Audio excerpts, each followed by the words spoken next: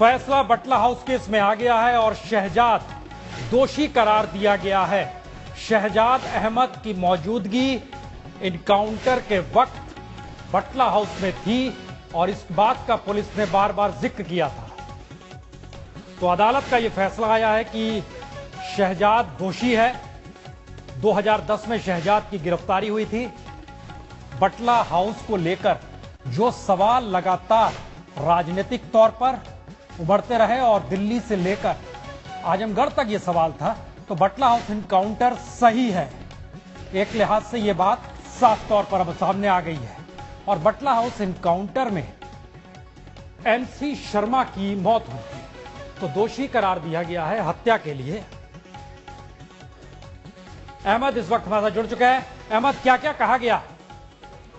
देखिए, डिटेल पर जो है अभी उसमें जो है कुछ माइनर करेक्शंस हैं वो हो रहे हैं और लेकिन कोर्ट ने 174 है जो कि प्रोक्लेन ऑफेंडर का है। उसके अलावा जितने भी सेक्शंस लगाए गए थे इसमें शहजाद के ऊपर, उन सब में जो है उसको दोषी करार दिया है। कुल मिलाकर हम ये कह सकते हैं कि जो पुलिस की चोरी थी, जो पुलिस ने और अभियोजन पक्ष ने अदालत में कही थी बात कि पुलिस पार्टी के ऊपर फायर किया था और 2 गोलियां चलाई थी और गोलियां चलाते हुए भागा था। तो इन सारी बातों को जो है एक तरह से अभियोजन पक्ष ने साबित कर दिया कोर्ट में। कोर्ट जो है बियॉन्ड डाउट जो है वो सेटिस्फाई हुई कि जो बातें अभियोजन पक्ष ने कही हैं वो सही है। और अब इसके बाद जो सजा के ऊपर बहस है वो 29 तारीख को 2 बजे होगी। जी, और हम सीधे अब चल रहे हैं कोर्ट के बाहर। शम्स ताहिर खान मौजूद है। शम्स, मतलब बहुत साफ है, इनकाउंटर को लेके जो सवाल थे, क्या अब ये तो बहुत साफ कहा जा सकता है कि शहजाद अगर दोषी करार दिया गया है तो पुलिस की तरफ से जो जो बातें कही गई वो सही है और अदालत ने अब इसे मान लिया है? जी बिल्कुल परसून, अगर हम बात करें तो जो अब तक बटला हाउस एनकाउंटर को लेकर सवाल था वो अब कम से कम कोर्ट ने ये मान लिया है कि हाँ, 19 सितंबर 2008 को जो कुछ हुआ था वो बिल्कुल एनकाउंटर था और फेक एनकाउंटर नहीं था। कम से कम आज के फैसले से आता है। दूसरी इंपॉर्टेंट बात, पहली बार शहजाद को कन्विक्ट करने के लिए इस मामले के साथ ही इस देश में पहली बार इंडियन मुजाहिदीन के किसी सस्पेक्टेड या किसी मिलिटेंट को कन्विक्ट करार दिया गया। ये पहला बार, इसलिए ये भी एक ऐतिहासिक है। लेकिन जिस तरीके से ये फैसला आया, इसके मतलब क्या है ये मैं आपको बताऊं कि जिस तरीके से मोहन चंद शर्मा को मारने के लिए शहजाद को दोषी करार दिया अदालत ने, साथ में जो हेड कांस्टेबल सब इंस्पेक्टर एक साथ में थे उन पे गोली चलाई जो जख्मी हुए थे, उनको जान से मारने की कोशिश, क्योंकि वो बच गए थे। तो ये 2 अहम चीज और साथ में ये भी अहम कि हाँ, ये एनकाउंटर था और जेन्युइन था। हमारे जो दीपक शर्मा है कोर्ट के अंदर से आ रहे हैं सीधे, इस वक्त उनसे बात करते हैं। दीपक, कोर्ट के अंदर जज ने जो कहा, इस पूरे फैसले का मतलब क्या है? देखिए, 3 बजे ही कोर्ट फिर से शुरू हुई और स्पेशल सेल के जो अधिकारी थे वो आए। भारी बंदोबस्त, फैसला क्या बंदोबस्त पुलिस का लगाया गया।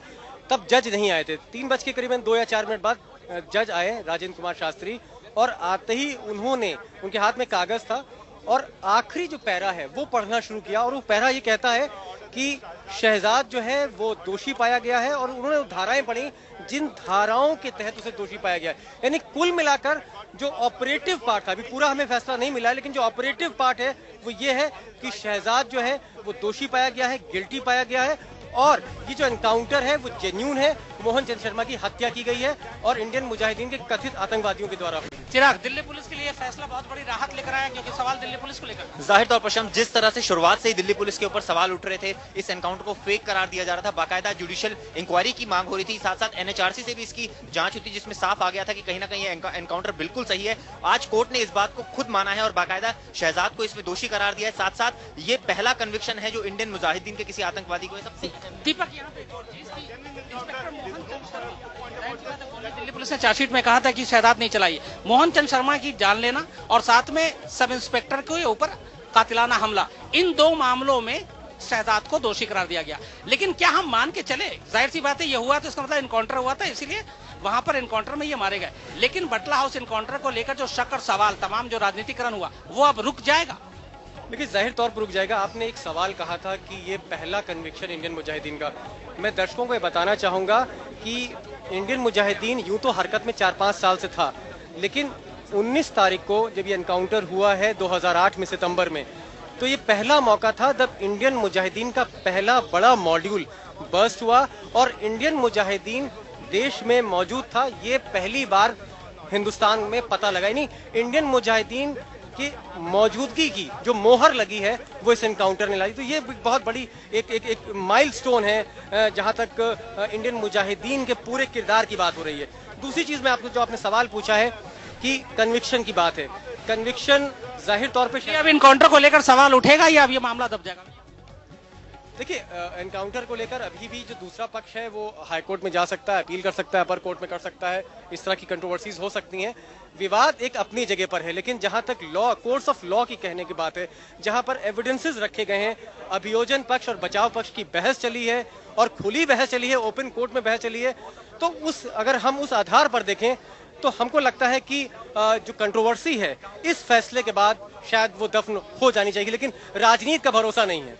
जाहिर सी बात है प्रसून, जिस तरीके से दीपक भी बता रहे हैं, फैसला जो है ये दिल्ली पुलिस के लिए राहत लेकर आया और ये फैसला इसलिए भी बड़ा है क्योंकि सबसे ज्यादा निगाहें इस बात पे थी कि क्या शहजाद को कन्विक्ट करार दिया जाता या बेकसूर। अगर उसे बेकसूर बताया जाता और उसे बरी किया जाता तो पूरा बटला हाउस का जो एनकाउंटर कर था वो शक और सवाल के घेरे में आता, लेकिन ऐसा हुआ नहीं। अब देखना यह होगा कि आगे जो है ये फैसला क्या मोड़ लेता है। जाहिर सी बात है मामला हाईकोर्ट में जाएगा, लेकिन फिलहाल हम ये कह सकते हैं कि दिल्ली पुलिस के लिए राहत की बात है और बटला हाउस एनकाउंटर को लेकर जितने शक और सवाल थे वो यहाँ पे थम जाने चाहिए।